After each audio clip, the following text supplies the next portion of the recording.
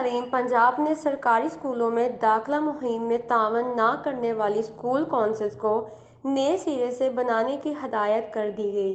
school councils میں صرف محترم ممبران کو رکھنے کی ہدایت کی گئی ہے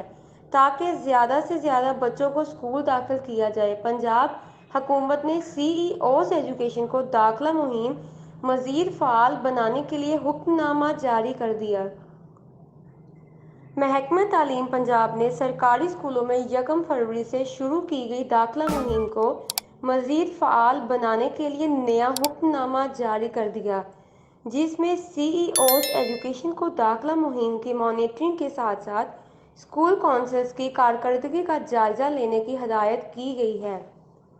سرکاری اسکولوں کی داخلہ مہم میں تعاون نہ کرنے والی اسکول کونسلز کو ختم کرکے نئے سرے سے تشکیل دینے کی بھی اجازت دی گئی ہے تاکہ صرف محترم ممبران پر مشتمل اسکول کونسلز تشکیل دی جائیں